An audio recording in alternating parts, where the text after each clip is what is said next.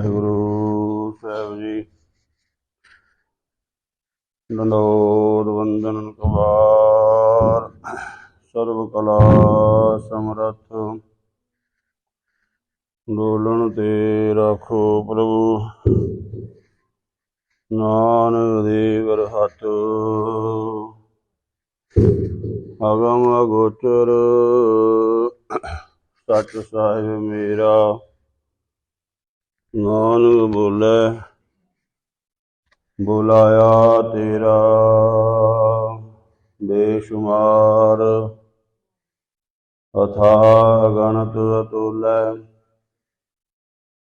ਜਿਉ ਬੁਲਾਵੋ ਤਿਉ ਨਾਨਕ ਦਾਸ ਬੋਲੇ।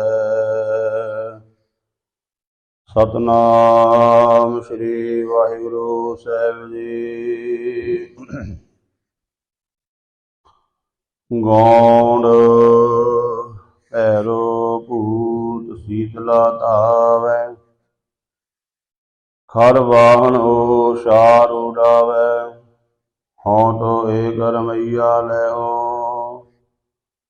ਆਨ ਦੇਵ ਬਦਲਾਵਣ ਦੇਹੋ। ਭੈਰੋ ਭੂਤ ਸੀਤਲਾ ਧਾਵੈ, ਖਰ ਵਾਹਨ ਓਸ਼ਾਰ ਉਡਾਵੈ। ਹਉ ਤੋ ਏਕ ਰਮਈਆ ਲੈਹੋ, ਆਨ ਦੇਵ ਬਦਲਾਵਣ ਦੇਹੋ। ਰਹਾਉ। ਵਾਹਿਗੁਰੂ ਜੀ ਕਾ ਖਾਲਸਾ, ਵਾਹਿਗੁਰੂ ਜੀ ਕੀ ਫਤਿਹ। ਪਰਮ ਸਤਿਕਾਰਯੋਗ ਸਤਿਗੁਰੂ ਜੀ ਦੀ ਸਾਜੀ ਨਿਵਾਜੀ, ਗੁਰੂ ਰੂਪ ਗੁਰੂ ਖਾਲਸਾ ਸਾਧ ਸੰਗਤ ਜੀਓ। ਸਤਿਗੁਰੂ ਪਾਤਸ਼ਾਹ ਜੀ ਨੇ ਬਖਸ਼ਿਸ਼ ਕੀਤੀ ਹੈ, ਸਤ ਸੰਗਤ ਦਾ ਅਮੋਲਕ ਸਮਾਂ ਬਖਸ਼ਿਆ ਹੈ। ਗੁਰਬਾਣੀ ਦੀ ਪਾਵਨ ਕਥਾ ਨਾਲ ਜੁੜਨ ਦਾ ਸੁਭਾਗ ਪ੍ਰਾਪਤ ਹੋ ਰਿਹਾ ਹੈ। ਸ੍ਰੀ ਗੁਰੂ ਗ੍ਰੰਥ ਸਾਹਿਬ ਮਹਾਰਾਜ ਜੀ ਦੀ ਪਾਵਨ ਬਾਣੀ ਦੀ ਲੜੀਵਾਰ ਕਥਾ ਜੋ ਚੱਲ ਰਹੀ ਹੈ, ਇਸ ਦੇ ਤਹਿਤ ਇਸ ਸਮੇਂ ਗੌਂਡ ਰਾਗ ਦੇ ਵਿੱਚ ਭਗਤ ਨਾਮਦੇਵ ਜੀ ਦੀ ਪਾਵਨ ਬਾਣੀ ਦੇ ਦਰਸ਼ਨ ਹੋ ਰਹੇ ਨੇ। 874 ਅੰਗ ਤੇ ਭਗਤ ਨਾਮਦੇਵ ਜੀ ਪਾਵਨ ਬਾਣੀ ਦੇ ਦੁਆਰਾ ਸਾਨੂੰ ਅਕਾਲ ਪੁਰਖ ਵਾਹਿਗੁਰੂ ਜੀ ਦੀ ਬੰਦਗੀ ਕਰਨ ਦਾ ਉਪਦੇਸ਼ ਦਿੰਦੇ ਹਨ। ਭਗਤਾਂ ਦੇ ਬਾਰੇ ਕਈ ਤਰ੍ਹਾਂ ਦੀਆਂ ਮਨ ਘੜਤ ਗੱਲਾਂ ਪ੍ਰਚਲਿਤ ਕਰ ਦਿੱਤੀਆਂ ਗਈਆਂ ਕਿ ਉਹ ਪਹਿਲਾਂ ਪੱਥਰਾਂ ਦੀ ਪੂਜਾ ਕਰਦੇ ਸਨ, ਮੂਰਤੀਆਂ ਦੀ ਪੂਜਾ ਕਰਦੇ ਸਨ। ਪਰ ਜਦੋਂ ਆਪਾਂ ਗੁਰਤਾ ਨਾਲ, ਗਹਿਰਾਈ ਨਾਲ ਗੁਰਬਾਣੀ ਨੂੰ ਵਿਚਾਰੀਏ, ਭਗਤਾਂ ਦੀ ਬਾਣੀ ਨੂੰ ਵਿਚਾਰੀਏ, ਤਾਂ ਉਹਨਾਂ ਦੇ ਕਿਸੇ ਵੀ ਸ਼ਬਦ ਤੋਂ ਐਸਾ ਪ੍ਰਤੀਤ ਨਹੀਂ ਹੁੰਦਾ ਕਿ ਉਹਨਾਂ ਨੇ ਮੂਰਤੀਆਂ ਦੀ ਜਾਂ ਸਾਲਗ੍ਰਾਮ ਦੀ ਪੂਜਾ ਕੀਤੀ ਹੋਵੇ, ਬਲਕਿ ਉਹ ਇਹਨਾਂ ਗੱਲਾਂ ਦਾ ਖੰਡਨ ਕਰਦੇ ਨੇ ਅਤੇ ਸਾਨੂੰ ਕੇਵਲ ਸਾਰੇ ਪਾਸੇ ਰਮੇ ਹੋਏ ਰਾਮ ਪਰਮੇਸ਼ਵਰ ਵਾਹਿਗੁਰੂ ਖੁਦਾ ਨਿਰੰਕਾਰ ਦੀ ਭਗਤੀ ਕਰਨ ਦਾ ਉਪਦੇਸ਼ ਦਿੰਦੇ ਨੇ। ਇਸੇ ਕਰਕੇ ਇਹਨਾਂ ਮਹਾਂਪੁਰਸ਼ਾਂ ਦੀ ਬਾਣੀ ਨੂੰ ਸ੍ਰੀ ਗੁਰੂ ਗ੍ਰੰਥ ਸਾਹਿਬ ਮਹਾਰਾਜ ਜੀ ਦੇ ਵਿੱਚ ਥਾਂ ਮਿਲੀ ਹੈ। ਜੇਕਰ ਕਿਤੇ ਵੀ ਇਹਨਾਂ ਦੀ ਬਾਣੀ ਵਿੱਚੋਂ ਐਸਾ ਸੰਦੇਸ਼ ਮਿਲਦਾ ਤੇ ਸਤਿਗੁਰੂ ਪਾਤਸ਼ਾਹ ਜੀ ਨੇ ਬਾਣੀ ਨੂੰ ਇੱਥੇ ਦਰਜ ਨਹੀਂ ਸੀ ਕਰਨਾ। ਜਿਸ ਸਮੇਂ ਸ੍ਰੀ ਗੁਰੂ ਅਰਜਨ ਦੇਵ ਜੀ ਮਹਾਰਾਜ ਬਾਣੀ ਲਿਖਵਾ ਰਹੇ ਸੀ ਨਾ ਗੁਰੂ ਗ੍ਰੰਥ ਸਾਹਿਬ ਜੀ ਦਾ ਸਰੂਪ, ਉਸ ਸਮੇਂ ਕਾਨਾ, ਪੀਲੂ, ਸਾਹ ਹੁਸੈਨ ਇਤਿਆਦਿਕ ਇਹ ਲਾਹੌਰ ਤੋਂ ਚੱਲ ਕੇ ਆਏ। ਕਹਿੰਦੇ ਸਾਡੀ ਬਾਣੀ ਵੀ ਦਰਜ ਕਰੋ। ਪਾਤਸ਼ਾਹ ਜੀ ਨੇ ਉਹਨਾਂ ਦੀ ਬਾਣੀ ਸੁਣੀ ਤੇ ਮਹਾਰਾਜ ਕਹਿੰਦੇ ਤੁਹਾਡੀ ਬਾਣੀ ਗੁਰਮਤਿ ਦੀ ਵਿਚਾਰਧਾਰਾ ਦੇ ਨਾਲ ਨਹੀਂ ਮਿਲਦੀ। ਵਾਹਿਗੁਰੂ ਪਰਮਾਤਮਾ ਦੀ ਬੰਦਗੀ ਦੇ ਬਰਾਬਰ ਨਹੀਂ ਹੈ, ਇਸ ਕਰਕੇ ਐਸੀ ਬਾਣੀ ਨੂੰ ਥਾਂ ਨਹੀਂ ਦਿੱਤੀ ਜਾ ਸਕਦੀ। ਗੁਰੂ ਗ੍ਰੰਥ ਸਾਹਿਬ ਦੇ ਅੰਦਰ ਕੇਵਲ ਇੱਕੋ ਅਕਾਲ ਪੁਰਖ ਵਾਹਿਗੁਰੂ ਦੀ ਜੋ ਬਾਣੀ ਉਪਦੇਸ਼ ਦਿੰਦੀ ਹੈ, ਉਸੇ ਬਾਣੀ ਨੂੰ ਇੱਥੇ ਥਾਂ ਹੈ, ਉਸੇ ਨੂੰ ਇੱਥੇ ਸਤਿਕਾਰ ਹੈ। ਸੋ ਭਗਤ ਨਾਮਦੇਵ ਜੀ ਬਾਰੇ ਵੀ ਕਈ ਤਰ੍ਹਾਂ ਦੀਆਂ ਕਹਾਣੀਆਂ ਪ੍ਰਚਲਿਤ ਕੀਤੀਆਂ ਗਈਆਂ ਤੇ ਉਹਨਾਂ ਦੀ ਬਾਣੀ ਵਿੱਚ ਉਹਨਾਂ ਨੇ ਸਾਫ਼ ਕਹਿ ਦਿੱਤਾ, ਭਾਈ ਅਸੀਂ ਤਾਂ ਕੇਵਲ ਇੱਕ ਪਰਮਾਤਮਾ ਦੇ ਹੀ ਭਗਤ ਹਾਂ, ਕੇਵਲ ਇੱਕ ਵਾਹਿਗੁਰੂ ਦੇ ਨਾਮ ਨੂੰ ਜਪਣ ਵਾਲੇ ਹਾਂ। ਸੋ ਆਓ ਭਗਤ ਨਾਮਦੇਵ ਜੀ ਪਾਵਨ ਬਾਣੀ ਦੁਆਰਾ ਜੋ ਉਪਦੇਸ਼ ਬਖਸ਼ਿਸ਼ ਕਰ ਰਹੇ ਨੇ, ਅੰਮ੍ਰਿਤ ਬਚਨਾਂ ਨਾਲ ਸਾਂਝ ਪਾਈਏ। ਪਿਆਰ ਸਹਿਤ ਆਖੋ ਸਤਿਨਾਮ ਸ੍ਰੀ ਵਾਹਿਗੁਰੂ ਸਾਹਿਬ ਜੀ। ਗੌਂਡ ਭੈਰੋ ਭੂਤ ਸੀਤਲਾ ਧਾਵੈ, ਖਰ ਬਾਣ ਉਛਾਲ ਉਡਾਵੈ। ਹੁਣ ਇਹ ਸ਼ਬਦ ਦਾ ਜੋ ਰਹਾਉ ਦਾ ਬੰਦ ਹੈ ਨਾ, ਉਹ ਹੈ ਗੁਰਮੁਖੋ ਦੇ ਵਿੱਚ ਸਾਰਾ ਮੁੱਖ ਭਾਵ ਪਤਾ ਲੱਗ ਜਾਂਦਾ ਹੈ ਕਿ ਭਗਤ ਨਾਮਦੇਵ ਜੀ ਅਸਲ ਵਿੱਚ ਕਹਿਣਾ ਕੀ ਚਾਹੁੰਦੇ ਨੇ। ਰਹਾਉ ਦਾ ਬੰਦ ਹੈ, ਹਉ ਤੋ ਏਕ ਰਮਈਆ ਲੈਹੋ, ਆਨ ਦੇਵ ਬਦਲਾਵਨ ਦੇਹੋ। ਕਿਸੇ ਪੰਡਤ ਨਾਲ ਚਰਚਾ ਹੋ ਰਹੀ ਹੈ ਤੇ ਪੰਡਤ ਜਦੋਂ ਭਗਤ ਨਾਮਦੇਵ ਜੀ ਦੀ ਪ੍ਰਸਿੱਧੀ ਹੋ ਜਾਂਦੀ ਹੈ, ਪਹਿਲਾਂ ਤਾਂ ਭਗਤ ਨਾਮਦੇਵ ਜੀ ਨੂੰ ਮੰਦਿਰ ਵਿੱਚ ਵੜਨ ਹੀ ਨਹੀਂ ਦਿੱਤਾ ਜਾਂਦਾ, ਪਰ ਜਦੋਂ ਰੱਬ ਦੀ ਭਗਤੀ ਕਰਕੇ ਉਹਨਾਂ ਦੀ ਸ਼ੋਭਾ ਹੋਣ ਲੱਗ ਜਾਂਦੀ ਹੈ ਤੇ ਹੁਣ ਪੰਡਤ ਬ੍ਰਾਹਮਣ ਇਹ ਚਾਹੁੰਦੇ ਨੇ ਕਿਸੇ ਤਰ੍ਹਾਂ ਭਗਤ ਨਾਮਦੇਵ ਸਾਡਾ ਚੇਲਾ ਬਣ ਜਾਵੇ ਤੇ ਇਸ ਕਰਕੇ ਫਿਰ ਸਾਡੇ ਧਰਮ ਨੂੰ ਚਾਰ ਚੰਨ ਲੱਗ ਜਾਣਗੇ। ਜਿਵੇਂ ਆਪਾਂ ਇਤਿਹਾਸ ਵਿੱਚ ਪੜ੍ਹਦੇ ਹਾਂ, ਸ੍ਰੀ ਗੁਰੂ ਨਾਨਕ ਦੇਵ ਮਹਾਰਾਜ ਜੀ ਜਿਸ ਸਮੇਂ ਸਮੇਰ ਪਰਬਤ ਤੇ ਗਏ ਨਾ, ਸਿੱਧਾਂ ਨੇ ਜਦੋਂ ਮਹਾਰਾਜ ਜੀ ਨੂੰ ਜਿੱਤ ਨਹੀਂ ਸਕੇ ਕਿਸੇ ਵੀ ਤਰ੍ਹਾਂ ਵਿਚਾਰ ਕਰਕੇ ਸ਼ਕਤੀ ਨਾਲ ਕਰਾਮਾਤਾਂ ਨਾਲ, ਭਾਈ ਗੁਰਦਾਸ ਜੀ ਲਿਖਦੇ ਨੇ, ਸਿੱਧੀ ਮਨੇ ਵਿਚਾਰਿਆ ਕਿਵੇਂ ਦਰਸ਼ਨ ਇਹ ਲੇਵੈ ਬਾਲਾ, ਐਸਾ ਜੋਗੀ ਕਲੀਮੇ ਹਮਰਾ ਪੰਥ ਕਰੇ ਉਜਿਆਲਾ। ਸਿੱਧਾਂ ਨੇ ਆਪਸ ਵਿੱਚ ਬੈਠ ਕੇ ਵਿਚਾਰ ਕੀਤੀ। ਹੁਣ ਜਿਹੜੇ ਸਿੱਧ ਨੇ ਉਹਨਾਂ ਸਾਹਮਣੇ ਗੁਰੂ ਨਾਨਕ ਦੇਵ ਜੀ ਇੱਕ ਬਾਲਕ ਦੀ ਤਰ੍ਹਾਂ ਨੇ, ਕਿਉਂਕਿ ਗੁਰੂ ਨਾਨਕ ਦੇਵ ਮਹਾਰਾਜ ਜੀ ਦੀ ਉਸ ਸਮੇਂ ਜਿਹੜੀ ਸਰੀਰ ਦੀ ਆਰਜਾ ਹੈ, ਉਮਰ ਹੈ, ਉਹ 32-33 ਸਾਲ ਹੈ ਤੇ ਜਿਹੜੇ ਸਿੱਧ ਪੁਰਸ਼ ਨੇ ਉਹਨਾਂ ਵਿੱਚੋਂ ਕੋਈ 300 ਸਾਲ ਦਾ ਜੋਗੀ ਹੈ। ਸੈਂਕੜਿਆਂ ਸਾਲਾਂ ਦੇ ਹਿਸਾਬ ਨਾਲ ਉਹਨਾਂ ਜੋਗੀਆਂ ਦੀ ਉਮਰ ਹੈ, ਕਿਸੇ ਦੀ 150 ਸਾਲ ਹੈ, ਕਿਸੇ ਦੀ 200 ਸਾਲ ਹੈ, ਕਿਸੇ ਦੀ 100 ਸਾਲ ਹੈ। ਬੜੀ ਸਾਧਨਾ ਵਾਲੇ ਜੋਗੀ ਤਾਂ ਉਹ ਆਪਸ ਵਿੱਚ ਵਿਚਾਰ ਕਰਦੇ ਨੇ ਕਿ ਇਹ ਬਾਲਕ ਭਾਵੇਂ ਗੁਰੂ ਨਾਨਕ ਦੇਵ ਜੀ ਜੋ ਸਾਡੇ ਸਾਹਮਣੇ ਬਾਲਕ ਹੈ, ਇਹਦੀਆਂ ਗੱਲਾਂ ਵਿੱਚ ਬੜੇ ਗਹਿਰਾ ਰਮਜ ਭੇਦ ਨੇ, ਇਹਦੇ ਬੋਲਾਂ ਦੇ ਵਿੱਚ ਬੜਾ ਰਸ ਹੈ। ਜੇਕਰ ਇਹ ਸਾਡੇ ਯੋਗ ਮਤ ਨੂੰ ਧਾਰਨ ਕਰ ਲਵੇ ਤਾਂ ਸਾਡਾ ਪੰਥ ਦੁਨੀਆ ਵਿੱਚ ਸਾਰੇ ਪਾਸੇ ਫੈਲ ਜਾਵੇਗਾ। ਗੁਰਮੁਖੋ ਇੱਥੋਂ ਇੱਕ ਸਾਨੂੰ ਸੇਧ ਮਿਲਦੀ ਹੈ ਕਿ ਵੇਖੋ, ਉਹਨਾਂ ਜੋਗੀਆਂ ਨੇ ਜਿਨ੍ਹਾਂ ਦੀ ਬੜੀ ਵੱਡੀ ਉਮਰ ਹੈ, ਔਰ ਉਹ ਜੋਗੀ ਕੋਈ ਆਮ ਨਹੀਂ, ਬੜੀ ਸਾਧਨਾ ਵਾਲੇ, ਬੜੇ ਉਹਨਾਂ ਨੇ ਪ੍ਰਾਤਨ ਗ੍ਰੰਥ ਪੜ੍ਹੇ ਹੋਏ ਨੇ ਤੇ ਉਹ ਜੋਗੀ ਕਹਿੰਦੇ ਨੇ ਜੇ ਗੁਰੂ ਨਾਨਕ ਸਾਡੇ ਪੰਥ ਵਿੱਚ ਆ ਜਾਵੇ, ਐਸਾ ਜੋਗੀ ਕਲੀ ਮੇ ਹਮਰਾ ਪੰਥ ਕਰੇ ਉਜਿਆਲਾ। ਕਲਯੁਗ ਦੇ ਵਿੱਚ ਸਾਡੇ ਇਸ ਪੰਥ ਨੂੰ ਚਾਰ ਚੰਨ ਲੱਗ ਜਾਣਗੇ, ਸਾਰੀ ਦੁਨੀਆ ਵਿੱਚ ਫੈਲ ਜਾਵੇਗਾ। ਪਰ ਆਪਾਂ ਹੁਣ ਵੇਖੀਏ, ਅਸੀਂ ਗੁਰੂ ਨਾਨਕ ਦੇ ਪੰਥ ਵਿੱਚ ਕਿੰਨੀ ਕੁ ਸੇਵਾ ਕਰ ਰਹੇ ਹਾਂ, ਇਸ ਪੰਥ ਨੂੰ ਅੱਗੇ ਲੈ ਜਾਣ ਵਾਸਤੇ ਕਿੰਨਾ ਕੁ ਉਦਮ ਕਰ ਰਹੇ ਹਾਂ। ਜੋਗੀ ਚਾਹੁੰਦੇ ਨੇ ਗੁਰੂ ਨਾਨਕ ਸਾਡੇ ਪੰਥ ਵਿੱਚ ਆ ਜਾਵੇ, ਸਾਡੇ ਪੰਥ ਨੂੰ ਚਾਰ ਚੰਨ ਲੱਗ ਜਾਣਗੇ। ਗੁਰੂ ਨਾਨਕ ਨੇ ਜੋ ਸਾਨੂੰ ਪੰਥ ਦਿੱਤਾ, ਜੋ ਰਸਤਾ ਦਿੱਤਾ, ਜੋ ਧਰਮ ਦਿੱਤਾ ਹੈ, ਅਸੀਂ ਕਿੰਨੇ ਅਵੇਸਲੇ ਹੋ ਗਏ, ਉਸ ਤੋਂ ਲਾਭ ਹੀ ਨਹੀਂ ਲੈ ਰਹੇ। ਉਸ ਨੂੰ ਅੱਗੇ ਤਾਂ ਲੈ ਕੇ ਕੀ ਜਾਣਾ ਹੈ, ਆਪ ਵੀ ਲਾਭ ਨਹੀਂ ਲੈ ਰਹੇ।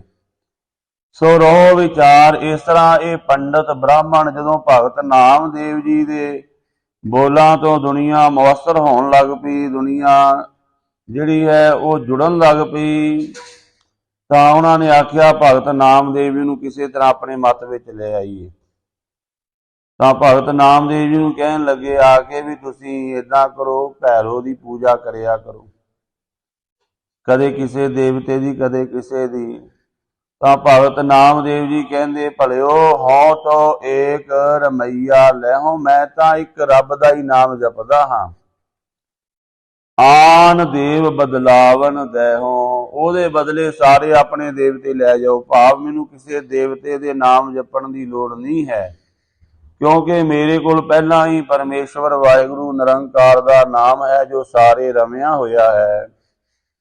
ਤੇ ਹੁਣ ਜਿਹੜੇ ਭਗਤ ਨਾਮਦੇਵ ਜੀ ਕਹਿੰਦੇ, ਜਿਨ੍ਹਾਂ ਦੀ ਤੁਸੀਂ ਗੱਲ ਕਰਦੇ ਹੋ, ਉਹਨਾਂ ਦੀ ਗਾਥਾ ਭਗਤ ਨਾਮਦੇਵ ਜੀ, ਜੋ ਉਹਨਾਂ ਬਾਰੇ ਲੋਕਾਂ ਨੇ, ਇਹਨਾਂ ਪੰਡਤਾਂ ਨੇ, ਬ੍ਰਾਹਮਣਾਂ ਨੇ ਸਾਖੀਆਂ ਪ੍ਰਚਲਿਤ ਕੀਤੀਆਂ ਨੇ, ਭਗਤ ਨਾਮਦੇਵ ਜੀ ਉਹਨਾਂ ਦੁਆਰਾ ਹੀ ਜਵਾਬ ਦਿੰਦੇ ਨੇ। ਭਗਤ ਨਾਮਦੇਵ ਜੀ ਫਰਮਾਨ ਕਰ ਰਹੇ ਨੇ, ਗੋਂਡ ਭੈਰੋ ਭੂਤ ਸੀਤਲਾ ਧਾਵੈ। ਭੈਰੋ ਸ਼ਿਵ ਜੀ ਭਗਵਾਨ ਦੇ ਜਿਹੜੇ 8 ਅਵਤਾਰ, ਉਹਨਾਂ ਦੇ ਵਿੱਚੋਂ ਇਹ ਵੀ ਭੈਰੋ ਦੇ ਜਿਹੜੇ 8 ਰੂਪ ਮੰਨੇ ਗਏ ਹਨ।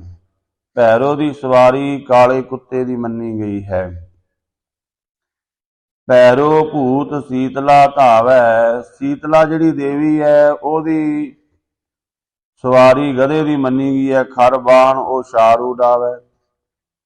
ਤੇ ਗੁਰਬਾਣੀ ਕਹਿੰਦੀ ਹੈ, ਜੈਸੋ ਸੇਵੈ ਤੈਸੋ ਹੋਵੈ। ਆਪਾਂ ਜਿਸ ਕਿਸੇ ਦੀ ਵੀ ਆਰਾਧਨਾ ਕਰ ਰਹੇ ਹਾਂ, ਜਾਂ ਕਿਸੇ ਵੀ ਚੀਜ਼ ਦਾ ਵਾਰ-ਵਾਰ ਅਭਿਆਸ ਕਰਦੇ ਹਾਂ ਨਾ, ਤੇ ਅਸੀਂ ਉਹਦੇ ਵਰਗੇ ਹੀ ਹੋ ਜਾਂਦੇ ਹਾਂ। ਜੇ ਆਪਾਂ ਭੈਰੋ ਜਤੀ ਦੀ ਭਗਤ ਨਾਮਦੇਵ ਜੀ ਕਹਿੰਦੇ ਪੂਜਾ ਕਰਾਂਗੇ, ਭੈਰੋ ਉਹ ਭੂਤਾਂ ਦਾ ਦੇਵਤਾ ਮੰਨਿਆ ਗਿਆ ਹੈ, ਤੇ ਕਹਿੰਦੇ ਉਹਦੀ ਸਵਾਰੀ ਹੈ ਕਾਲੇ ਕੁੱਤੇ ਦੀ। ਤੇ ਕਹਿੰਦੇ ਭੈਰੋ ਦੀ ਪੂਜਾ ਕਰਨ ਵਾਲਾ ਕੀ ਬਣੇਗਾ? ਭੂਤ ਹੀ ਬਣੇਗਾ, ਕਿਉਂਕਿ ਜਿਸ ਤਰ੍ਹਾਂ ਦੀ ਕੋਈ ਪੂਜਾ ਕਰ ਰਿਹਾ ਹੈ, ਇਹਨੂੰ ਆਪਾਂ ਸੌਖੇ ਰੂਪ ਵਿੱਚ ਸਮਝ ਲਈਏ। ਜੇ ਕੋਈ ਕਿਸੇ ਟੇਲਰ ਕੋਲ ਜਾ ਕੇ ਉਹਦੀ ਗੱਲ ਨੂੰ ਮੰਨ ਰਿਹਾ ਹੈ ਤੇ ਉਸ ਤਰ੍ਹਾਂ ਕਰ ਰਿਹਾ, ਉਹ ਟੇਲਰ ਬਣ ਜਾਵੇਗਾ। ਜੇ ਕੋਈ ਹਲਵਾਈ ਕੋਲ ਜਾ ਕੇ ਬੈਠਦਾ, ਉਹਦੀਆਂ ਗੱਲਾਂ ਨੂੰ ਫੋਲੋ ਕਰਦਾ ਹੈ, ਸੁਣਦਾ ਹੈ, ਕਮਾਉਂਦਾ ਹੈ, ਆਪਣੇ ਜੀਵਨ ਵਿੱਚ ਉਹ ਹਲਵਾਈ ਬਣ ਜਾਵੇਗਾ। ਭਾਵ ਜਿਸ ਤਰ੍ਹਾਂ ਦਾ ਕੋਈ ਕੰਮ ਕਰਦਾ, ਜੇ ਕੋਈ ਜ਼ਿਮੀਂਦਾਰ ਦੇ ਨਾਲ ਖੇਤਾਂ ਵਿੱਚ ਜਾਂਦਾ ਹੈ, ਉਹਨੂੰ ਹਲ ਵਾਹਣੇ ਆ ਜਾਣਗੇ, ਬੀਜ ਬੀਜਣਾ ਆ ਜਾਵੇਗਾ, ਖੇਤੀਬਾੜੀ ਕਰਨੀ ਆ ਜਾਵੇਗੀ। ਇਹਨੂੰ ਹੋਰ ਆਪਾਂ ਨੇੜੇ ਸਮਝ ਲਈਏ, ਜੇ ਕੋਈ ਗੁਰਦੁਆਰੇ ਆਉਣ ਲੱਗ ਜਾਵੇਗਾ, ਉਹ ਪਾਠ ਸਿੱਖੇਗਾ, ਕਥਾ ਕੀਰਤਨ ਸਿੱਖੇਗਾ, ਉਹ ਪਾਠੀ ਬਣ ਜਾਵੇਗਾ, ਉਹਨੂੰ ਪਾਠ ਕਰਨਾ ਆ ਜਾਵੇਗਾ, ਕਥਾ ਕੀਰਤਨ ਕਰਨਾ ਆ ਜਾਵੇਗਾ। ਭਾਵ ਜਿਸ ਤਰ੍ਹਾਂ ਦੇ ਵੀ ਆਪਾਂ ਸੰਗ ਕਰਦੇ ਹਾਂ, ਉਸ ਤਰ੍ਹਾਂ ਦੀ ਕਿਰਿਆ ਕਰਨੀ ਸਾਨੂੰ ਆ ਜਾਂਦੀ, ਉਸ ਤਰ੍ਹਾਂ ਦੇ ਆਪਾਂ ਬਣ ਜਾਂਦੇ ਹਾਂ। ਤੇ ਜਿਹੜਾ ਭੈਰੋ ਭੂਤਾਂ ਦਾ ਦੇਵਤਾ ਮੰਨਿਆ ਗਿਆ, ਜਿਹੜਾ ਉਹਦੀ ਪੂਜਾ ਕਰੇਗਾ, ਉਹ ਫਿਰ ਕੀ ਬਣੇਗਾ? ਉਹ ਵੀ ਭੂਤਾਂ ਦਾ ਦੇਵਤਾ ਬਣ ਜਾਏਗਾ। ਭੂਤ ਉਹਦੇ ਵਸ ਹੋਣਗੇ। ਉਹਦੀ ਸਵਾਰੀ ਕੀ ਹੈ? ਕਾਲੇ ਕੁੱਤੇ ਦੀ। ਉਹਨੂੰ ਵੱਧ ਤੋਂ ਵੱਧ ਇਹ ਸਵਾਰੀ ਮਿਲ ਜਾਵੇਗੀ। ਭਾਵ ਕਿ ਉਹ ਆਵਾਗਮਨ ਵਿੱਚੋਂ ਨਹੀਂ ਨਿਕਲ ਸਕੇਗਾ। ਜਿਹੜਾ ਸੀਤਲਾ ਦੇਵੀ ਦੀ ਪੂਜਾ ਕਰੇਗਾ, ਉਹ ਚੇਚਕ ਦੀ ਦੇਵੀ ਮੰਨੀ ਗਈ ਹੈ, ਉਹਦੀ ਸਵਾਰੀ ਹੈ ਗਧੇ ਦੀ। ਤੇ ਜਿਹੜਾ ਕੋਈ ਉਹਦੀ ਪੂਜਾ ਕਰੇਗਾ, ਉਹਨੂੰ ਵੱਧ ਤੋਂ ਵੱਧ ਕੀ ਮਿਲ ਜਾਵੇਗਾ? ਖੋਤੇ ਦੀ ਸਵਾਰੀ ਮਿਲ ਜਾਵੇਗੀ। ਭੈਰੋ ਭੂਤ ਸੀਤਲਾ ਧਾਵੈ, ਖਰ ਬਾਹਣ ਉਹ ਛਾਰ ਉਡਾਵੈ। ਕਹਿੰਦੇ ਉਹ ਗਧੇ ਤੇ ਸਵਾਰ ਹੋ ਕੇ ਸਵਾਈ ਉਡਾਵੇਗਾ, ਖੇਹ ਉਡਾਵੇਗਾ, ਮਿੱਟੀ ਉਡਾਵੇਗਾ। ਭਾਵ ਇਹਨਾਂ ਦੀ ਪੂਜਾ ਕਰਕੇ ਕੋਈ ਆਤਮਕ ਆਨੰਦ ਨਹੀਂ, ਸਦੀਵੀ ਆਨੰਦ ਪ੍ਰਾਪਤ ਨਹੀਂ ਹੋਵੇਗਾ। ਫਿਰ ਇਹ ਸ਼ਕਤੀਆਂ ਤੁੱਛ ਹਨ, ਛੋਟੀਆਂ ਹਨ। ਆਪਾਂ ਇਹਨਾਂ ਨੂੰ ਮਾੜਾ ਨਹੀਂ ਕਹਿਣਾ, ਇਹਦਾ ਇੱਥੇ ਪ੍ਰਮਾਤਮਾ ਦੇ ਤੁੱਲ ਗੱਲ ਹੋ ਰਹੀ ਹੈ। ਭਾਵ ਇਹਨਾਂ ਨੂੰ ਪ੍ਰਾਪਤ ਕਰਕੇ ਵੀ ਮਨੁੱਖ ਫਿਰ ਵੀ ਅਧੂਰਾ ਹੀ ਰਹਿੰਦਾ ਹੈ। ਕੋਈ ਵੀ ਮਨੁੱਖ ਕੰਪਲੀਟ ਨਹੀਂ ਹੁੰਦਾ। ਤੇ ਹਰ ਇੱਕ ਮਨੁੱਖ ਚਾਹੁੰਦਾ ਮੈਂ ਪੂਰਾ ਹੋ ਜਾਵਾਂ, ਕੰਪਲੀਟ ਹੋ ਜਾਵਾਂ। ਤਾਂ ਉਹ ਮਹਾਰਾਜ ਕਹਿੰਦੇ ਪੂਰਾ ਪ੍ਰਭ ਆਰਾਧਿਆ, ਪੂਰਾ ਜਾ ਕਾ ਨਾਉ, ਨਾਨਕ ਪੂਰਾ ਪਾਇਆ, ਪੂਰੇ ਕੇ ਗੁਣ ਗਾਓ। ਪੂਰੇ ਨਾਲ ਜੁੜੋਗੇ ਤਾਂ ਪੂਰੇ ਹੋ ਜਾਵੋਗੇ, ਅਧੂਰੇ ਨਾਲ ਜੁੜੋਗੇ ਤੇ ਅਧੂਰੇ ਹੀ ਰਹਿ ਜਾਵੋਗੇ। ਅਧੂਰਾਪਣ ਸਦਾ ਮਨ ਨੂੰ ਅਖੜਦਾ ਹੈ।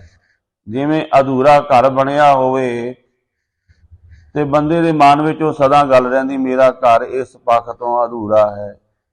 ਅਧੂਰੇ ਸੀਤੇ ਕੱਪੜੇ ਪਾਏ ਹੋਣ, ਬੰਦੇ ਦੇ ਮਨ ਵਿੱਚ ਆਉਂਦਾ ਕੱਪੜੇ ਠੀਕ ਨਹੀਂ ਹਨ। ਅਧੂਰੀ ਬਣੀ ਹੋਈ ਰੋਟੀ ਪ੍ਰਸਾਦਾ ਉਹ ਵੀ ਚੰਗੇ ਨਹੀਂ ਲੱਗਦਾ। ਭਾਵ ਅਧੂਰਾਪਣ ਜਿਹੜਾ ਹੈ ਉਹ ਮਨ ਨੂੰ ਟਿਕਣ ਨਹੀਂ ਦਿੰਦਾ। ਤੋ ਜਿਹੜਾ ਅਧੂਰਿਆਂ ਦੀ ਸ਼ਕਤੀ ਕਰੇਗਾ, ਭਾਵ ਇਹਨਾਂ ਤੋਂ ਸ਼ਕਤੀਆਂ ਦੀ ਸੇਵਾ ਕਰੇਗਾ, ਉਹ ਫਿਰ ਮਨ ਵਿੱਚ ਝੂਰਦਾ ਹੀ ਰਹੇਗਾ ਕਿ ਅਜੇ ਮੇਰੇ ਕੋਲ ਇਹ ਕਮੀ ਹੈ, ਅਜੇ ਮੇਰੇ ਕੋਲ ਇਹ ਕਮੀ ਹੈ। ਪਰ ਜਦੋਂ ਕੋਈ ਪੂਰੇ ਨਾਲ ਜੁੜ ਜਾਂਦਾ ਹੈ, ਉਹਦੇ ਅੰਦਰੋਂ ਸਾਰੀ ਇਹ ਖਟਾਸ਼ ਖਤਮ ਹੋ ਜਾਂਦੀ ਹੈ। ਤੋ ਭਗਤ ਨਾਮਦੇਵ ਜੀ ਕਹਿੰਦੇ, ਹਾਂ ਤੋ ਏਕ ਰਮਈਆ ਲੈਓ, ਇਹ ਬ੍ਰਾਹਮਣ ਹੈ ਪੰਡਤ, ਮੈਂ ਤੇਰੇ ਬਣਾਏ ਹੋਏ ਇਹਨਾਂ ਦੇਵੀ ਦੇਵਤਿਆਂ ਦੀ ਪੂਜਾ ਨਹੀਂ ਕਰਦਾ, ਮੈਂ ਤਾਂ ਇੱਕੋ ਰੱਬ ਨੂੰ ਜਪਦਾ ਹਾਂ। ਹਾਂ ਤੋ ਏਕ ਰਮਈਆ, ਰਮਈਆ ਮੈਨੇ ਜੋ ਸਾਰੇ ਰਮਿਆ ਹੋਇਆ ਹੈ, ਜੋ ਹਿੰਦੂਆਂ ਵਿੱਚ ਵੀ ਹੈ, ਜੋ ਸਿੱਖਾਂ ਵਿੱਚ ਵੀ ਹੈ, ਜੋ ਮੁਸਲਮਾਨਾਂ ਵਿੱਚ ਵੀ ਹੈ, ਜੋ ਈਸਾਈਆਂ ਵਿੱਚ ਵੀ, ਯਹੂਦੀਆਂ ਪਾਰਸੀਆਂ ਵਿੱਚ, ਪਸ਼ੂ ਪੰਛੀ ਜਾਨਵਰਾਂ ਵਿੱਚ, ਪਹਾੜਾਂ ਵਿੱਚ, ਸਾਰੇ ਪਾਸੇ ਕਣ ਕਣ ਦੇ ਵਿੱਚ ਜੋ ਵਸ ਰਿਹਾ ਹੈ। ਭਗਤ ਨਾਮਦੇਵ ਜੀ ਕਹਿੰਦੇ ਅਸੀਂ ਉਸ ਪਰਮਾਤਮਾ ਦੀ ਪੂਜਾ ਕਰਦੇ ਹਾਂ। ਇਸ ਕਰਕੇ ਅਸੀਂ ਕਿਸੇ ਨੂੰ ਨਫ਼ਰਤ ਵੀ ਨਹੀਂ ਕਰਦੇ, ਕਿਉਂਕਿ ਜਦੋਂ ਕੋਈ ਅਧੂਰੇ ਨਾਲ ਜੁੜਿਆ ਹੈ ਤਾਂ ਉਹਦੇ ਅੰਦਰ ਇਹ ਦੋਸ਼ ਵੀ ਰਹਿਣਗੇ। ਉਹ ਕਿਸੇ ਨੂੰ ਨਫ਼ਰਤ ਕਰੇਗਾ, ਕਿਸੇ ਨਾਲ ਸਨੇਹ ਰੱਖੇਗਾ, ਪਰ ਜਦੋਂ ਸਾਰਿਆਂ ਵਿੱਚ ਉਸ ਪਰਮਾਤਮਾ ਨੂੰ ਵੇਖ ਲਿਆ, ਉਸ ਰੱਬ ਦੇ ਪਿਆਰੇ ਦੇ ਅੰਦਰ ਕਿਸੇ ਦੇ ਪ੍ਰਤਾਏ ਵੀ ਕੋਈ ਕਟਾਕਸ਼ ਨਹੀਂ ਰਹਿ ਜਾਂਦੀ। ਭਗਤ ਨਾਮਦੇਵ ਜੀ ਫਰਮਾਨ ਕਰ ਰਹੇ ਨੇ, ਆਨ ਦੇਵ ਬਦਲਾਵਣ ਦੇਹੋ, ਰੱਬ ਦੀ ਭਗਤੀ ਦੇ ਬਰਾਬਰ ਮੈਂ ਸਾਰੇ ਦੇਵਤੇ ਤੁਹਾਨੂੰ ਦੇਣਾ, ਭਾਵ ਤੁਹਾਨੂੰ ਮੁਬਾਰਕ ਹੋਵੇ। ਅਸੀਂ ਇਹਨਾਂ ਦੇਵੀ ਦੇਵਤਿਆਂ ਦੀ ਪੂਜਾ ਨਹੀਂ ਕਰਦੇ। ਇਹ ਬਚਨ ਭਗਤ ਨਾਮਦੇਵ ਜੀ ਤਾਂ ਆਖ ਰਹੇ ਨੇ ਕਿਉਂਕਿ ਬ੍ਰਾਹਮਣ ਚਾਹੁੰਦੇ ਨੇ ਕਿ ਭਗਤ ਨਾਮਦੇਵ ਜੀ ਕਿਸੇ ਤਰ੍ਹਾਂ ਸਾਡਾ ਚੇਲਾ ਬਣ ਜਾਵੇ, ਤੇ ਜਦੋਂ ਸਾਡਾ ਚੇਲਾ ਬਣੇਗਾ ਦੁਨੀਆ ਸਾਡੀ ਪੂਜਾ ਜ਼ਿਆਦਾ ਕਰੇਗੀ, ਕਿਉਂਕਿ ਲੋਕ ਕਹਿਣਗੇ ਵੀ ਇਹ ਤਾਂ ਫਲਾਣੇ ਬ੍ਰਾਹਮਣ ਦਾ ਚੇਲਾ ਹੈ, ਤੇ ਫਿਰ ਪੂਜਾ ਹੋਵੇਗੀ, ਬ੍ਰਾਹਮਣਾਂ ਦਾ ਸਤਿਕਾਰ ਹੋਣ ਲੱਗ ਜਾਵੇਗਾ। ਤੋ ਭਗਤ ਨਾਮਦੇਵ ਜੀ ਕਹਿੰਦੇ ਮੈਨੂੰ ਇਹਨਾਂ ਦੇਵੀ ਦੇਵਤਿਆਂ ਦੀ ਲੋੜ ਹੀ ਨਹੀਂ, ਕਿਉਂਕਿ ਮੈਂ ਇੱਕ ਪਰਮੇਸ਼ਵਰ ਦੇ ਨਾਮ ਨੂੰ ਜਪਦਾ ਹਾਂ। ਰਹਾਓ ਵਿਸ਼ਰਾਮ ਦੇ ਕੇ ਕਹਿੰਦੇ, ਸ਼ਿਵ ਸ਼ਿਵ ਕਰਤੇ ਜੋ ਨਰ ਧਿਆਵੈ, ਬਰਦ ਚਲੇ ਡੋਰੂ ਟਮਕਾਵੈ। ਫਿਰ ਪੰਡਤ ਬ੍ਰਾਹਮਣ ਕਹਿਣ ਲੱਗਾ ਤੁਸੀਂ ਸ਼ਿਵ ਜੀ ਭੋਲੇਨਾਥ ਦੀ ਪੂਜਾ ਕਰਿਆ ਕਰੋ। ਤਾਂ ਭਗਤ ਨਾਮਦੇਵ ਜੀ ਕਹਿੰਦੇ ਜਿਹੜਾ ਸ਼ਿਵ ਜੀ ਦੀ ਪੂਜਾ ਕਰਦਾ ਹੈ, ਦੇਖੋ ਇੱਥੇ ਕਿਸੇ ਨੂੰ ਕਟਾਕਸ਼ ਵਿੱਚ ਇਹ ਵਚਨ ਨਹੀਂ ਭਗਤ ਨਾਮਦੇਵ ਜੀ ਆਖਦੇ, ਕਿਉਂਕਿ ਅੱਜ ਕੱਲ ਆਪਾਂ ਵੇਖਦੇ ਹਾਂ ਲੋਕ ਭੜਕ ਬੜੀ ਛੇਤੀ ਜਾਂਦੇ ਨੇ। ਹੁਣ ਇਹ ਦੁਸਹਿਰਾ ਹੋ ਗੁਜ਼ਰਿਆ ਹੈ ਕਿ ਤੁਸੀਂ ਵੇਖਣਾ ਰਾਮ ਲੀਲਾ ਜਿਹੜੀ ਹੋਈ ਹੈ, ਰਾਮ ਲੀਲਾ, ਉਹਦੇ ਵਿੱਚ ਜਿਹੜਾ ਕੋਈ ਰਾਮ ਦਾ ਰੋਲ ਕਰਦਾ ਹੈ, ਲਛਮਣ ਦਾ ਜਾਂ ਹਨੂਮਾਨ ਜੀ ਦਾ ਰੋਲ ਕਰਦਾ ਹੈ, ਜਾਂ ਸੀਤਾ ਮਾਤਾ ਦਾ, ਉਹ ਉਹਨਾਂ ਦੇ ਹੀ ਮਖੌਲ ਉੱਥੇ ਉਡਾਉਂਦੇ ਨੇ। ਕੋਈ ਕਿਸੇ ਗਾਣੇ ਤੇ ਭੰਗੜਾ ਪਾ ਰਿਹਾ, ਕੋਈ ਕਿਸੇ ਤੇ, ਭਾਵ ਉਹ ਇੰਨੀਆਂ ਪੂਜਨੀਕ ਹਸਤੀਆਂ ਸਤਿਕਾਰਯੋਗ ਨੇ, ਉਹਨਾਂ ਨੂੰ ਕਦੇ ਵੀ ਮਾੜਾ ਨਹੀਂ ਕਹਿਣਾ। ਪਰ ਇਹਨਾਂ ਲੋਕਾਂ ਨੇ ਉਹਨਾਂ ਦਾ ਇੰਨਾ ਗ੍ਰੰਥਾਂ ਵਿੱਚ ਵੀ ਮਖੌਲ ਉਡਾਇਆ ਹੋਇਆ ਹੈ, ਤੇ ਹੁਣ ਵੀ ਆਪ ਹੀ ਉਹ ਹਿੰਦੂ ਲੋਕ ਜਿਹੜੇ ਨੇ ਉਹਨਾਂ ਦਾ ਇੰਨਾ ਮਜ਼ਾਕ ਉਡਾਉਂਦੇ ਨੇ, ਦੇਖ ਕੇ ਸ਼ਰਮ ਆਉਂਦੀ ਹੈ ਕਿ ਵੇਖੋ ਇੰਨੀਆਂ ਇਹ ਸਤਿਕਾਰਤ ਹਸਤੀਆਂ ਹੋਈਆਂ ਨੇ, ਤੇ ਇਹ ਲੋਕ ਆਪ ਹੀ ਉਹਨਾਂ ਦੇ ਮਜ਼ਾਕ ਉਡਾਉਂਦੇ ਨੇ, ਮਖੌਲ ਉਡਾਉਂਦੇ ਨੇ। ਭਗਤ ਨਾਮਦੇਵ ਜੀ ਵੀ ਉਹਨਾਂ ਗੱਲਾਂ ਨੂੰ ਮੁੱਖ ਰੱਖ ਕੇ ਗੱਲ ਕਰ ਰਹੇ ਨੇ। ਕਹਿੰਦੇ ਤੁਸੀਂ ਕਹਿੰਦੇ ਸ਼ਿਵ ਜੀ ਭੋਲੇਨਾਥ ਦੀ ਪੂਜਾ ਕਰੋ, ਤੇ ਦੂਜੇ ਪਾਸੇ ਆਪ ਹੀ ਕਹਿੰਦੇ ਹੋ ਵੀ ਉਹਦੀ ਸਵਾਰੀ ਬਲਦ ਦੀ ਹੈ, ਤੇ ਕਹਿੰਦੇ ਫਿਰ ਜਿਹੜਾ ਉਹਨੂੰ ਪੂਜੇਗਾ ਉਹਨੂੰ ਵੀ ਬਲਦ ਹੀ ਮਿਲੇਗਾ, ਵੱਧ ਤੋਂ ਵੱਧ ਉਹ ਵੀ ਉਸ ਤਰ੍ਹਾਂ ਦਾ ਹੀ ਹੋ ਜਾਵੇਗਾ। ਫਿਰ ਸ਼ਿਵ ਜੀ ਭੋਲੇਨਾਥ ਬਾਰੇ ਵੀ ਕਈ ਗੱਲਾਂ ਘੜੀਆਂ ਨੇ ਵੀ ਉਹਨੇ ਆਪਣੇ ਪੁੱਤਰ ਗਣੇਸ਼ ਦਾ ਸਿਰ ਵੱਢ ਦਿੱਤਾ। ਕਹਿੰਦੇ ਫਿਰ ਉਹ ਭਗਵਾਨ ਹੀ ਕਹਦਾ, ਇੱਕ ਪਾਸੇ ਕਹਿੰਦੇ ਤੁਸੀਂ ਉਹ ਭਗਵਾਨ ਹੈ, ਸਰਵ ਸ਼ਕਤੀਮਾਨ ਹੈ। ਜੇ ਸਰਵ ਸ਼ਕਤੀਮਾਨ ਹੈ ਤੇ ਉਹਨੂੰ ਪਤਾ ਹੋਣਾ ਚਾਹੀਦਾ ਸੀ ਵੀ ਇਹ ਮੇਰੀ ਘਰ ਵਾਲੀ ਨੇ ਗਣੇਸ਼ ਨੂੰ ਇੱਥੇ ਬਣਾ ਕੇ ਰੱਖਿਆ। ਇਹ ਵੀ ਪ੍ਰਚਲਿਤ ਹੈ ਕਿ ਉਹਨੇ ਆਪਣੇ ਸਰੀਰ ਦੀ ਮੈਲ ਤੋਂ ਉਹ ਬੱਚਾ ਬਣਾ ਕੇ, ਗਣੇਸ਼ ਬਣਾ ਕੇ ਉਹਨੂੰ ਪਹਿਰੇ ਤੇ ਖੜਾ ਕਰ ਦਿੱਤਾ। ਪਹਿਲੀ ਗੱਲ ਤੇ ਆਪਾਂ ਪਿੱਛੇ ਸ਼ਬਦ ਵਿਚਾਰ ਚੁੱਕੇ ਹਾਂ ਕਿ ਗੁਰਬਾਣੀ ਕਹਿੰਦੀ ਹੈ, ਜੈਸੇ ਮਾਤ ਬਿਨਾ ਬਿਲ ਬਾਲ ਨਾ ਹੋਈ, ਬਿੰਬ ਬਿਨਾ ਕੈਸੇ ਕੱਪੜੇ ਧੋਈ। ਅੱਜ ਤੱਕ ਦੁਨੀਆ ਵਿੱਚ ਕਿਤੇ ਵੀ ਐਸਾ ਨਹੀਂ ਹੋਇਆ ਕਿ ਮਾਂ ਪਿਓ ਦੇ ਸੰਜੋਗ ਤੋਂ ਬਿਨਾਂ ਕਿਸੇ ਬੱਚੇ ਦਾ ਜਨਮ ਹੋਇਆ ਹੋਵੇ। ਪਰ ਇਹਨਾਂ ਬ੍ਰਾਹਮਣਾਂ ਨੇ ਬੜੀਆਂ ਮਨ ਘੜਤ ਗੱਲਾਂ ਲਿਖੀਆਂ ਨੇ। ਕਿਤੇ ਕਹਿੰਦੇ ਮੱਛੀ ਦੇ ਪੇਟ ਤੋਂ ਮਛਿੰਦਰਨਾਥ ਪੈਦਾ ਹੋ ਗਿਆ। ਇਹ ਕਿਵੇਂ ਹੋ ਸਕਦਾ ਹੈ? ਇੱਕ ਮਨੁੱਖ ਦਾ ਬੱਚਾ ਮੱਛੀ ਤੋਂ ਕਿਵੇਂ ਪੈਦਾ ਹੋ ਸਕਦਾ ਹੈ? ਫਿਰ ਕਿਤੇ ਕਿਸੇ ਦਾ ਜਿਹੜਾ ਗੋਕੜ ਰਿਖੀ ਹੋਇਆ, ਕਹਿੰਦੇ ਉਹ ਗਊ ਤੋਂ ਪੈਦਾ ਹੋਇਆ ਹੈ। ਇਸ ਤਰ੍ਹਾਂ ਹੋਰ ਵੀ ਬਹੁਤ ਸਾਰੀਆਂ ਗੱਲਾਂ। ਤੇ ਕਹਿੰਦੇ ਸ਼ਿਵ ਜੀ ਜਿਹੜਾ ਗਣੇਸ਼ ਜੀ ਹੋਏ ਨੇ, ਉਹ ਮਾਤਾ ਪਾਰਵਤੀ ਇੱਕ ਵਾਰੀ ਇਸ਼ਨਾਨ ਕਰਨ ਲੱਗੇ, ਸਰੀਰ ਦੀ ਮੈਲ ਉਤਾਰ ਕੇ ਉਹਦੇ ਤੋਂ ਗਣੇਸ਼ ਬਣਾ ਦਿੱਤਾ, ਉਹਨੂੰ ਪਹਿਰੇ ਤੇ ਖੜਾ ਕਰ ਦਿੱਤਾ। ਇਸ਼ਨਾਨ ਕਰਨ ਤੋਂ ਪਹਿਲਾਂ ਸ਼ਿਵ ਜੀ ਭੋਲੇਨਾਥ ਆਏ, ਉਹਨਾਂ ਨੇ ਕਿਹਾ ਮੇਰੀ ਮਾਤਾ ਅੰਦਰ ਇਸ਼ਨਾਨ ਕਰੀ, ਮੈਂ ਜਾਣ ਨਹੀਂ ਦੇਣਾ। ਤੇ ਗੁੱਸੇ ਵਿੱਚ ਆ ਕੇ ਸ਼ਿਵ ਜੀ ਭੋਲੇਨਾਥ ਨੇ ਗਣੇਸ਼ ਦਾ ਸਿਰ ਵੱਢ ਦਿੱਤਾ। ਫਿਰ ਹਾਥੀ ਦਾ ਬਾਅਦ ਵਿੱਚ ਲਾਇਆ, ਕਿਉਂਕਿ ਕਹਿੰਦੇ ਮੇਰੇ ਤਰਸ਼ੂਲ ਨਾਲ ਵੱਢਿਆ ਹੋਇਆ ਸਿਰ ਮੁੜ ਕੇ ਨਹੀਂ ਲੱਗਦਾ। ਕਹਿੰਦੇ ਫਿਰ ਉਹਨੂੰ ਭਗਵਾਨ ਕਹਿਣ ਦੀ ਲੋੜ ਕੀ ਹੈ, ਜੇ ਉਹ ਆਪਣੇ ਬੱਚੇ ਨੂੰ ਹੀ ਨਹੀਂ ਪਛਾਣ ਸਕਿਆ। ਭਾਵ ਕਿ ਇਸ ਤਰ੍ਹਾਂ ਦੀਆਂ ਕਈ ਮਨ ਘੜਤ ਗੱਲਾਂ ਉਹਨਾਂ ਅਵਤਾਰਾਂ ਨਾਲ ਜੋੜ ਕੇ ਉਹਨਾਂ ਦਾ ਮਜ਼ਾਕ ਉਡਾਇਆ ਗਿਆ ਹੈ। ਅੱਗੇ ਇੱਕ ਹੋਰ ਸ਼ਬਦ ਆਉਣਾ ਹੈ, ਉਹਦੇ ਵਿੱਚ ਵੀ ਇਸ ਤਰ੍ਹਾਂ ਦੀਆਂ ਗੱਲਾਂ ਭਗਤ ਨਾਮਦੇਵ ਜੀ ਆਖਦੇ ਨੇ ਕਿ ਤੁਸੀਂ ਕਹਿੰਦੇ ਹੋ ਦੂਜੇ ਪਾਸੇ ਉਹਨਾਂ ਦਾ ਮਜ਼ਾਕ ਆਪ ਹੀ ਉਡਾਉਂਦੇ ਹੋ। ਸ਼ਿਵ ਸ਼ਿਵ ਕਰਤੇ ਜੋ ਨਰ ਧਿਆਵੈ, ਬਰਦ ਚੜੇ ਡੋਰੂ ਟਮਕਾਵੈ। ਕਹਿੰਦੇ ਸ਼ਿਵ ਜੀ ਦੀ ਪੂਜਾ ਕਰੋ। ਕਹਿੰਦੇ ਸ਼ਿਵ ਜੀ ਦੀ ਪੂਜਾ ਕਰਾਂਗੇ ਤਾਂ ਉਹ ਕੀ ਮਿਲੇਗਾ ਕਿ ਉਹ ਆਪ ਬਲਦ ਤੇ ਚੜਿਆ ਹੋਇਆ ਡੋਰੂ ਜਿਹੜਾ ਵਜਾਉਂਦਾ ਹੈ, ਉਹਦੀ ਪੂਜਾ ਕਰਨ ਵਾਲਾ ਉਹ ਵੀ ਉਸ ਤਰ੍ਹਾਂ ਦੁਨੀਆ ਵਿੱਚ ਡੋਰੂ ਹੀ ਵਜਾਉਂਦਾ ਫਿਰੇਗਾ। ਭਾਵ ਉਹਨੂੰ ਵੀ ਉਹ ਸਦਗਤੀ ਪ੍ਰਾਪਤ ਨਹੀਂ ਹੋਵੇਗੀ। ਮਹਾਮਾਈ ਕੀ ਪੂਜਾ ਕਰੈ, ਨਰਸੈ ਨਾਰ ਹੋਏ ਉਹ ਤਰੈ। ਭਗਤ ਨਾਮਦੇਵ ਜੀ ਕਹਿੰਦੇ ਜਿਸ ਤਰ੍ਹਾਂ ਦੀ ਆਪਾਂ ਪੂਜਾ ਕਰਦੇ ਆ ਉਸ ਤਰ੍ਹਾਂ ਦਾ ਬੰਦਾ ਹੋ ਜਾਂਦਾ ਹੈ। ਜਿਹੜਾ ਮਹਾਮਾਈ ਪਾਰਵਤੀ ਨੂੰ ਆਖਿਆ ਗਿਆ ਵੀ ਉਹਦੀ ਪੂਜਾ ਕਰੇਗਾ, ਉਹ ਫਿਰ ਪੁਰਸ਼ ਹੋ ਕੇ ਜੇ ਪੂਜਾ ਕਰਦਾ ਤੇ ਉਹ ਅਗਲਾ ਜਾਮਾ ਉਦੋਂ ਇਸਤਰੀ ਦਾ ਮਿਲ ਜਾਵੇਗਾ। ਕਿਉਂਕਿ ਜਿਸ ਤਰ੍ਹਾਂ ਦੀ ਕੋਈ ਪੂਜਾ ਕਰਨ ਲੱਗ ਜਾਵੇ ਉਹਦੇ ਸੁਭਾਅ ਵਿੱਚ ਉਹ ਗੁਣ, ਉਹ ਚੀਜ਼ਾਂ ਆਉਣ ਲੱਗ ਜਾਂਦੀਆਂ ਨੇ, ਤੇ ਫਿਰ ਅਗਲਾ ਜਨਮ ਪਰਮਾਤਮਾ ਨੂੰ ਉਸ ਤਰ੍ਹਾਂ ਦਾ ਹੀ ਦੇ ਦਿੰਦਾ। ਜੇ ਕੋਈ ਪਸ਼ੂਆਂ ਦੀ ਤਰ੍ਹਾਂ ਜੀ ਰਿਹਾ ਨਾ ਤਾਂ ਅਗਲਾ ਜਨਮ ਪਸ਼ੂਆਂ ਵਾਲਾ ਮਿਲ ਜਾਂਦਾ ਹੈ। ਭਗਤ ਤਰਲੋਚਨ ਜੀ ਨੇ ਇਸ ਭੇਦ ਨੂੰ ਖੋਲਿਆ ਹੈ। ਅੰਤ ਕਾਲ ਜੋ ਲక్ష్ਮੀ ਸਿਮਰੈ, ਐਸੀ ਚਿੰਤਾ ਮੈਂ ਜੇ ਮਰੈ। ਸਰਪ ਜੋਨ ਵੱਲ ਵੱਲ ਅਵਤਰੈ, ਹਰੀ ਬਾਈ ਗੋਬਿੰਦ ਨਾਮ ਵਤ ਵਿਸਰੈ।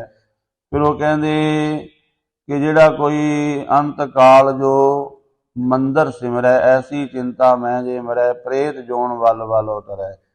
ਜਿਹੜਾ ਮੰਦਰਾਂ ਨੂੰ ਸਿਮਰਦਾ ਹੋਇਆ ਹਰ ਸਮੇਂ ਕੋਠੀਆਂ ਮਹਿਲ ਮਾੜੀਆਂ ਵਿੱਚ ਹੀ ਸੁਰਤ ਫਸੀ ਹੋਈ ਹੈ, ਤਾਂ ਅਗਲਾ ਜਨਮ ਉਹਨੂੰ ਪ੍ਰੇਤ ਦਾ ਮਿਲ ਜਾਂਦਾ ਹੈ। ਉਹ ਫਿਰ ਖੰਡਰਾਂ ਵਿੱਚ ਹੀ ਭੌਂਦਾ ਫਿਰਦਾ ਹੈ। ਇਸ ਤਰ੍ਹਾਂ ਸਾਰਿਆਂ ਦੀ ਉੱਥੇ ਗਤੀ ਦੱਸੀ ਹੈ। ਤੋ ਭਗਤ ਨਾਮਦੇਵ ਜੀ ਵੀ ਫਰਮਾਨ ਕਰਦੇ ਨੇ, ਮਹਾਮਾਈ ਕੀ ਪੂਜਾ ਕਰੈ, ਨਰ ਸੈ ਨਾਰ ਹੋਏ ਉਹ ਤਰੈ। ਪੁਰਸ਼ ਵਾਲਾ ਜੀਵਨ ਮਿਲਿਆ ਪਰ ਇੱਕ ਦੇਵੀ ਦੀ ਪੂਜਾ ਕਰਦਾ ਰਿਹਾ, ਕਹਿੰਦੇ ਅਗਲਾ ਜਨਮ ਇਸਤਰੀ ਵਾਲਾ ਮਿਲ ਜਾਵੇਗਾ। ਇਹਦੇ ਵਿੱਚ ਇਹ ਭਾਵ ਨਹੀਂ ਕਿ ਇਸਤਰੀਹੀਣ ਭਾਵ ਹੈ, ਭਾਵ ਕਿ ਉਹ ਉਸ ਪਦਵੀ ਤੋਂ ਗਰਾਏਮਾਨ ਹੋ ਜਾਵੇਗਾ। ਤੂੰ ਕਹੀ ਅਤੇ ਯਾਦ ਭਵਾਨੀ, ਮੁਕਤ ਕੀ ਬਰੀਆ ਕਹਾਂ ਛਪਾਨੀ। ਭਗਤ ਨਾਮਦੇਵ ਜੀ ਕਹਿੰਦੇ ਤੁਸੀਂ ਕਹਿੰਦੇ ਹੋ ਜਿਹੜੀ ਭਵਾਨੀ ਹੈ ਉਹ ਆਦਿ ਸ਼ਕਤੀ ਹੈ, ਪਰ ਇਹ ਕਿਤੇ ਵੀ ਨਹੀਂ ਸੁਣਿਆ ਕਿ ਭਵਾਨੀ ਦੇਵੀ ਨੇ ਅੱਜ ਤੱਕ ਕਿਸੇ ਨੂੰ ਮੁਕਤੀ ਦਿੱਤੀ ਹੋਵੇ। ਭਗਤ ਪੀਪਾ ਜੀ ਹੋਏ ਨੇ, ਉਹਨਾਂ ਦਾ ਗੁਰੂ ਗ੍ਰੰਥ ਸਾਹਿਬ ਦੇ ਵਿੱਚ ਪਾਵਨ ਸ਼ਬਦ ਆਇਆ ਹੈ। ਉਹ ਰਾਜੇ ਸਨ, ਉਹ ਭਵਾਨੀ ਦੇਵੀ ਦੀ ਪੂਜਾ ਕਰਦੇ ਸਨ।